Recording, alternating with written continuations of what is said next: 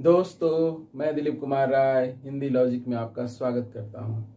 आज हम लोग क्लास 8 का जो हमारी पाठ्य पुस्तक है वसंत भाग 3 उसका हम लोग आज प्रथम अध्याय पढ़ेंगे, जिसका शीर्षक है ध्वनि और कवि है सूर्यकांत त्रिपाठी निराला। तो आइए शुरू करते हैं।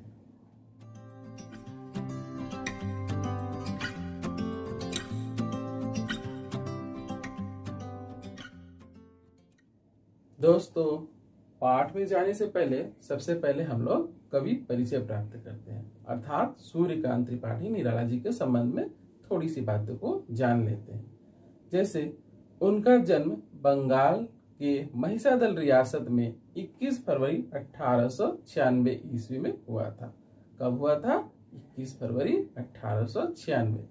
ये हिंदी साहित्य में छायावादी काव्य के 4 प्रमुख स्तंभों प्रसाद पंत निराला महादेवी में से एक माने जाते हैं। ये प्रसाद पंत निराला और महादेवी में से एक माने जाते हैं। निराला ये स्वयं है। इन्होंने कई कहानियां, उपन्यास और निबंध भी लिखे, किंतु इनकी सबसे ज्यादा जो ख्याति हुई, अर्थात इन्हें जो ख्याति और नाम मिला, विशेष रूप से कविता के क्षेत्र में हुई। इनके पिता पंडित राम सहाय त्रिपाठी उन्नाव बैसवाड़ा के रहने वाले थे और महिसादल में सिपाही की नौकरी करते थे। ये मूल रूप से उत्तर प्रदेश के उन्नाव जिले के गढ़कोला नामक गांव के निवासी थे। निराला की प्रारंभिक शिक्षा दीक्षा बांग्ला माध्यम से शुरू हुई। हाई स्कूल पास करने के पश्चात इन्होंने घर पर ही संस्कृत और अंग्रेजी साहित्य का अध्ययन किया। हाई स्कूल पास करने के पश्चात ये लखनऊ और उसके बाद गढ़कोला आ गए।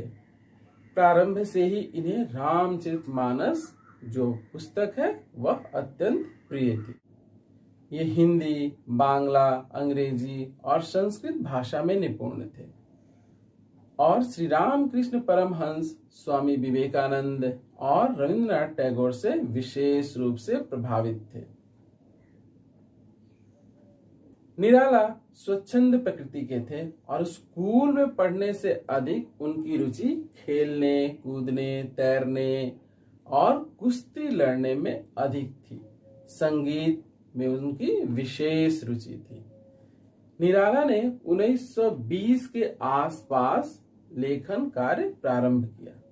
इनकी प्रमुख रचनाएं हैं जो कविता संग्रह है, उसमें है विशेष जिनके नाम आते हैं परिमल, अनामिका, गीतिका, कुकुरमुत्ता, बेला, नए पत्ते, तुलसीदास आदि। इन्होंने उपन्यास भी लिखे हैं, तो मैं कुछ उपन्यासों का नाम बताता हूँ, जैसे अप्सरा, अलका, कुल्ली भाट, प्रभावती, बिल्लेसुर बकरीहा आदि। इनकी कुछ कहानी संग्रह भी हैं, जिनमें चतुरी चमार, सुकुल की बीबी, लिली आदि प्रमुख हैं। इन्होंने अनुवाद भी किए हैं, जिसमें आनंद मठ, कृष्णकांत का विल, कपाल कुंडला, दुर्गेश नंदिनी, श्री राम कृष्ण बचनामृत, भारत में विवेकानंद आदि। 15 अक्टूबर 1961 को निराला इस लोक को अलविदा कह गए। उनकी मृत्यु प्रयाग में हुई थी। तो चलिए हम लोग अपना पाठ जिसका शीर्षक है ध्वनि शुरू करते हैं। ध्वनि कविता सूर्यकांत त्रिपाठी निराला जी द्वारा रचित एक छंद मुक्त कविता है। इस कविता में कवि ने मनुष्य के हृदय में वसंत रूपी उत्साह के आगमन की चर्चा की है। अर्थात जब मनुष्य के हृदय में उत्साह का आगमन होता है तो क्या होता है। जैसे प्रकृति में वसंत के आगमन से चारों तरफ खुशियां, उत्साह, ऊर्जा का समावेश हो जाता है, ठीक उसी तरीके से जब मनुष्य के हृदय में वसंत का आगमन होता है तो वह नई ऊर्जा, उत्साह और आशा से, यानी आशावादी दृष्टिकोण से भर जाता है। इस कविता में हम लोग इस पर बात करेंगे, अर्थात किस तरह उनके मन में आशावादी दृष्टिकोण का आगमन हुआ है। आइए हम लोग अब अपनी कविता को प्रारंभ करते हैं, अर्थात कविता को पढ़ते हैं। मैं सबसे पहले कविता को सस्वर वाचन कर देता हूँ ताकि आपको उसका उच्चारण समझ में आ जाए कि किस तरीके से उसका उच्चारण करना है। तो आइए एक बार कविता का सस्वर वाचन करते हैं। मैंने कविता को 2 भागों में बांट दिया है। सबसे पहले 9 पंक्तियों को लिया है, उसके बाद की 5 पंक्तियों को मैंने बाद में लिया। तो शुरू करते हैं। अभी न होगा मेरा अंत, अभी अभी ही तो आया है मेरे मन में मृदुल वसंत, अभी न होगा मेरा अंत। हरे हरे ये पात, डालियां कलियां कोमल गात, मैं ही अपना स्वप्न मृदुल कर फेरूंगा निद्रित कलियों पर जगह एक प्रत्यूष मनोहर। मैं एक बार पुनः इसको पढ़ देता हूँ। अभी न होगा मेरा अंत, अभी अभी ही तो आया है मेरे वन में मृदुल वसंत, अभी न होगा मेरा अंत। हरे हरे ये पात, डालियां कलियां कोमल गात, मैं ही अपना स्वप्न मृदुल कर फेरूंगा निद्रित कलियों पर जगह एक प्रत्यूष मनोहर। आइए अब इसमें आए कठिन शब्दों को जान लेते हैं कि अर्थात इस काव्यांश में कौन कौन से कठिन शब्द हैं। मैंने उनके अर्थ लिख दिए हैं, आप लोग देख सकते हैं। अंत का अर्थ होता है समाप्ति, वन का अर्थ होता है जंगल। यहाँ जीवन रूपी वन से संबंध, अर्थात यहाँ पर जो वन शब्द आया है वह जीवन रूपी वन के लिए आया है। मृदुल का अर्थ होता है कोमल, पात का अर्थ होता है पत्ते, गात का अर्थ है शरीर, स्वप्न का अर्थ है सपना, कर का अर्थ है हाथ, मृदुल का अर्थ है कोमल, निद्रित का अर्थ है सोई हुई, अर्थात यहां होना चाहिए सोया हुआ, चूंकि कलियों की बात की जा रही इसलिए सोई हुई।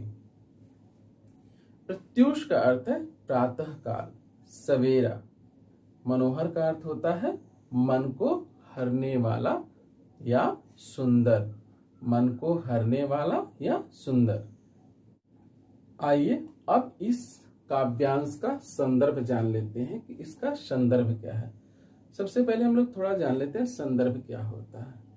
जब हम लोग कोई काव्यांश की व्याख्या करते हैं या उसका भावार्थ जानते हैं, तब हम लोग देखते हैं कि वह कहाँ से लिया गया है और उसके रचनाकार कौन है, यानी वह काव्यांश कहाँ से लिया गया है, यानी किस पाठ से लिया गया है और उसके रचनाकार कौन है। तो आइए इस काव्यांश का भी हम लोग जान लेते हैं कि कहाँ से लिया गया है और इसके रचनाकार अर्थात कवि कौन है। तो प्रस्तुत काव्यांश हमारे पाठ्यपुस्तक वसंत भाग 3 में संकलित कविता ध्वनि से उद्धृत है तथा इसके कवि हैं सूर्यकांत त्रिपाठी निराला। हमारा अगला बिंदु है प्रसंग। क्या है? प्रसंग। अब प्रसंग क्या होता है? प्रसंग में हम लोग प्रस्तुत काव्यांश का जो मूल भाव होता है उसको संक्षेप में अर्थात अत्यंत संक्षेप में लिखते हैं। तो आइए अब इस काव्यांश का प्रसंग क्या है वह जान लेते हैं। तो प्रस्तुत काव्यांश के माध्यम से कवि सूर्यकांत त्रिपाठी निराला यह कहना चाहते हैं कि जीवन रूपी वन में अर्थात उनके जीवन रूपी वन में आशा और उत्साह का आगमन हुआ है। यहाँ कवि की जो लोक कल्याण की भावना है वह प्रकट हुई है। यहाँ कवि की लोक कल्याण की जो भावना है वह प्रकट हुई है। आइए हमारा अगला बिंदु है व्याख्या।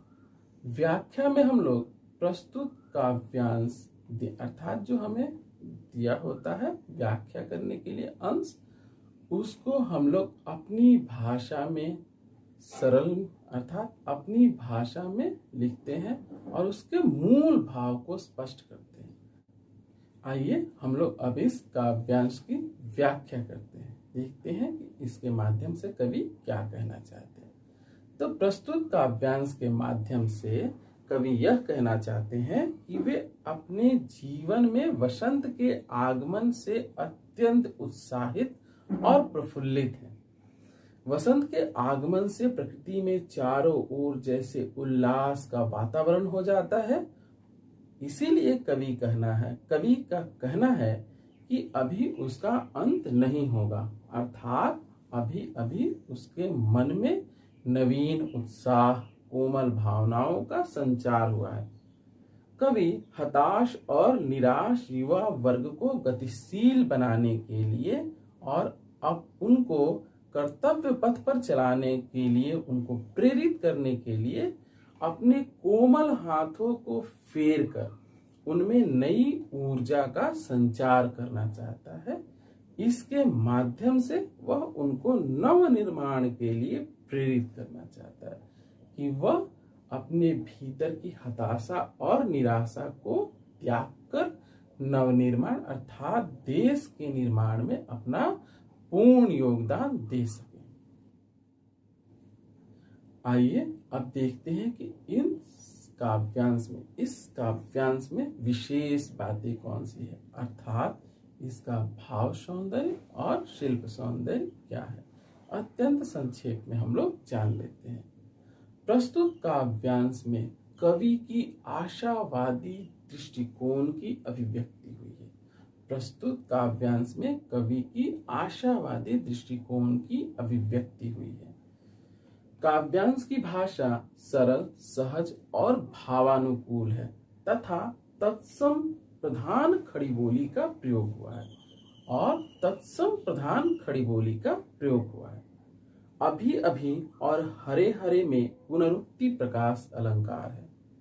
क्या है? हरे हरे और अभी अभी में पुनरुक्ति प्रकाश अलंकार है। कलियां कोमल में अनुप्रास अलंकार है। कलियां कोमल में अनुप्रास अलंकार है। यदि यह वीडियो आपको अच्छा लग रहा हो तो प्लीज़ इसे लाइक करें, सब्सक्राइब करें और शेयर करें अपने दोस्तों को, ताकि वे भी लाभान्वित हो सके, वे भी इस पाठ को अच्छे से समझ सके। आपका लाइक ही हमारे लिए प्यार है। आप लोग जितना लाइक देते हैं हम उतना ही उत्साह से उस कार्य को करने के लिए प्रेरित हो। आप लोग हमारे उत्साह को बढ़ाइए ताकि हम और जोश से, उत्साह से इस काम को आगे बढ़ा सकें। आइए पाठ को आगे बढ़ाते हैं और कविता का जो शेष अंश है अर्थात जो 5 पंक्तियां भी बची हुई हैं उसको भी समझते हैं। पुष्प पुष्प से तंद्रालस लालसा खींच लूंगा मैं। पुष्प पुष्प से तंद्रालस लालसा खींच लूंगा मैं। अपने नव जीवन का अमृत सहर्ष सींच दूंगा मैं। द्वार दिखा दूंगा फिर उनको, है मेरे वे जहां अनंत, अभी न होगा मेरा अंत। एक बार पुनः पढ़ देता हूं। पुष्प पुष्प से तंद्रालस लालसा खींच लूंगा मैं। अपने नव जीवन का अमृत सहर्ष सींच दूंगा मैं। द्वार दिखा दूंगा फिर उनको, है मेरे वे जहां अनंत, अभी न होगा मेरा अंत, अभी न होगा मेरा अंत। सूर्यकांत त्रिपाठी, निराला। आइए अब इसमें आए कठिन शब्दों को जान लेते हैं कि कौन कौन से शब्द हमारे लिए कठिन है। उनके अर्थों को जान लेने के पश्चात यह पाठ हमारे लिए सहज हो जाएगा। जैसे हमारा पहला शब्द है तंद्रालस। पहला शब्द है तंद्रालस। तंद्रालस का अर्थ होता है नींद से अलसाया हुआ, नींद की खुमारी। लालसा का अर्थ है इच्छा। अमृत का अर्थ है सुधा। सहर्ष का अर्थ है प्रसन्नता पूर्वक। सींच का अर्थ है सींचना। द्वार का अर्थ है दरवाजा। अनंत का अर्थ है जिसका अंत कभी न हो, जिसका अंत कभी न हो। अब इसका संदर्भ देख लेते हैं। मैंने आप लोग को पहले ही बता दिया कि संदर्भ क्या होता है, तो आप लोग अब आराम से लिख पाएंगे कि संदर्भ क्या होता है। तो प्रस्तुत काव्यांश का संदर्भ क्या हुआ? प्रस्तुत काव्यांश हमारे पाठ्य पुस्तक किससे? हमारे पाठ्य पुस्तक वसंत भाग 3 में संकलित कविता ध्वनि से उद्धृत है तथा इसके कवि हैं सूर्यकांत त्रिपाठी निराला।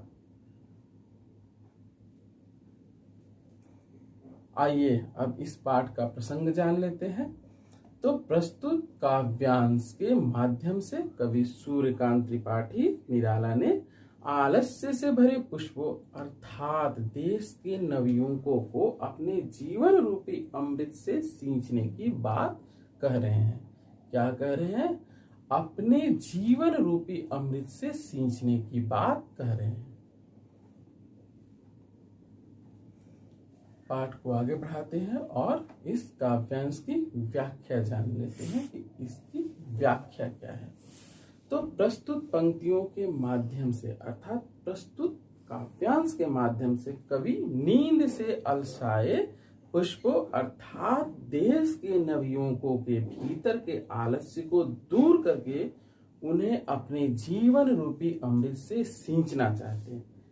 कवि कहते हैं कि मैं प्रत्येक पुष्प से जो नींद की खुमारी में है, मैं उनके भीतर से उसे खींचकर बाहर निकाल लूंगा और उनके भीतर जीवन रूपी अमृत का संचार कर दूंगा।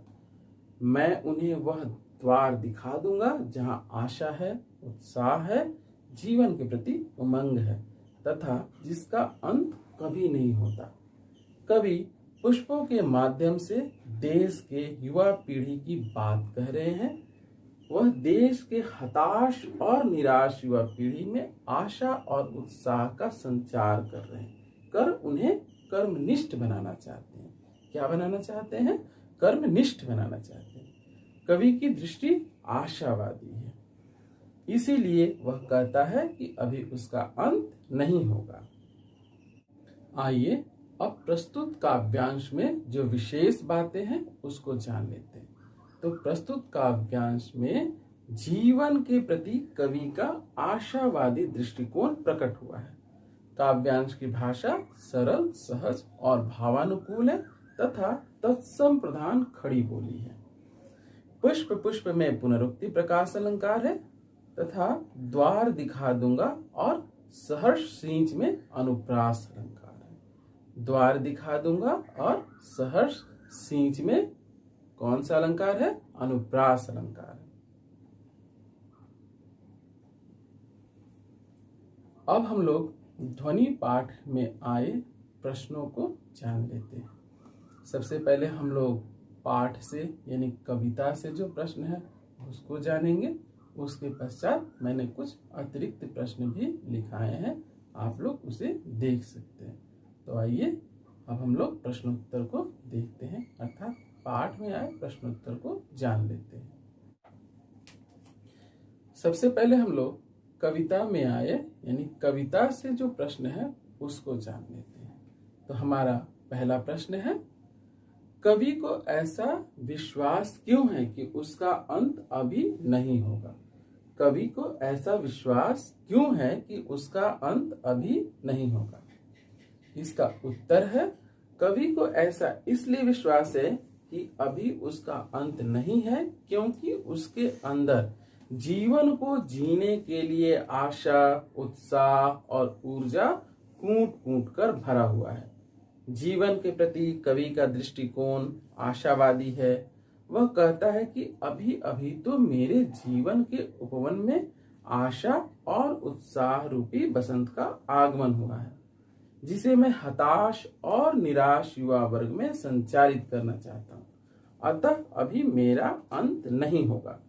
एक मनुष्य तभी स्वयं का अंत मान लेता है जब वह अपने अंदर उत्साह को कम कर देता है। परंतु कवि के अंदर ये तीनों अर्थात आशा, उत्साह और ऊर्जा प्रचुर मात्रा में है, तो वह अपना अंत कैसे मान ले? वह अपना अंत नहीं मान सकता।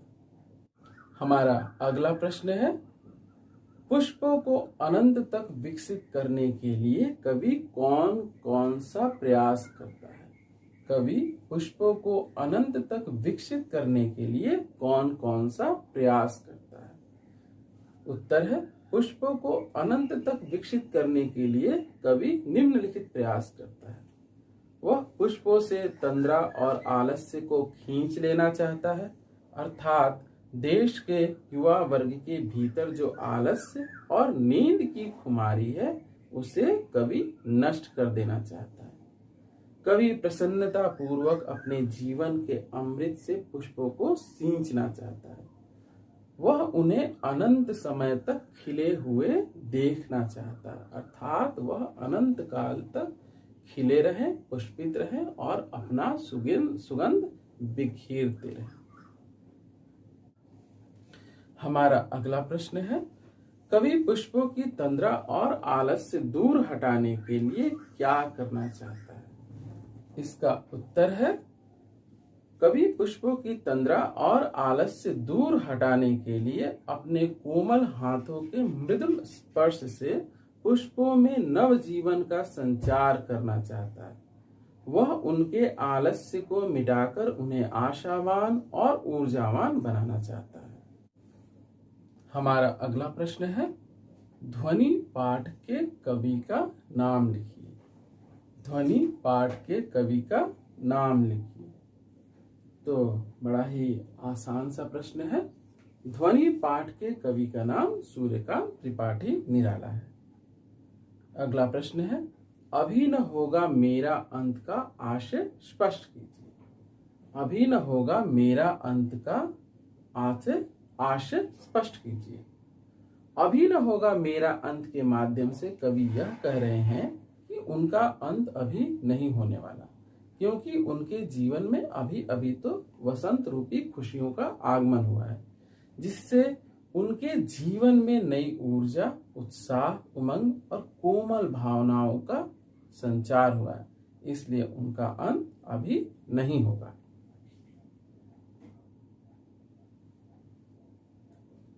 हमारा अगला प्रश्न है कि वसंत के आगमन से प्रकृति में क्या परिवर्तन दिखाई देते हैं? वसंत के आगमन से प्रकृति में क्या परिवर्तन दिखाई देते हैं? उत्तर है वसंत के आगमन से पेड़ों पर नए नए हरे हरे और कोमल पत्ते आ जाते हैं। नई नई डालियां निकल आती हैं, जिस पर कोमल कोमल कलियां खिल जाती हैं। पूरी प्रकृति सुंदर सुंदर पुष्पों और पत्रों से भर जाती है। प्रकृति में चारों ओर खुशियां छा जाती हैं। हमारा अगला प्रश्न है, वन और निद्रित कलियां किसके प्रतीक हैं? वन और निद्रित कलियां किसके प्रतीक हैं? वन कवि के जीवन रूपी उपवन का और निद्रित कलियां आलस्य में डूबे हुए नव युवकों का प्रतीक है। हमारा अगला प्रश्न है, कवि पुष्पों को अनंत का द्वार क्यों दिखाना चाहता है? इसका उत्तर है कवि पुष्प को अनंत का द्वार इसलिए दिखाना चाहता है क्योंकि पुष्प खिलकर अनंत काल तक अपनी महक अर्थात अपनी सुगंध एवं सौंदर्य को बिखेरते रहे। उनका जीवन आशा और उत्साह से भरपूर रहे तथा उनका जीवन खुशियों से भर जाए। वीडियो को पूरा देखने के लिए आपका बहुत बहुत धन्यवाद। मैं एक बार पुनः आप लोगों से प्रार्थना करता हूँ, निवेदन करता हूँ कि कृपया आप लोगों को यह वीडियो अच्छा लगा हो तो इसे कृपया सब्सक्राइब करें, लाइक करें और शेयर करें। आपका लाइक ही हमारे लिए प्यार है और हमें उत्साह की प्राप्ति होती है। आप लोग जितना लाइक करते हैं, शेयर करते हैं, सब्सक्राइब करते हैं, हम दुगने उत्साह से अपने कार्य को और करने के लिए प्रेरित होते हैं। तो आप लोग प्लीज़ इस चैनल को सब्सक्राइब करें, लाइक करें और शेयर करें। आपका बहुत बहुत धन्यवाद। आपका दिन शुभ हो। धन्यवाद।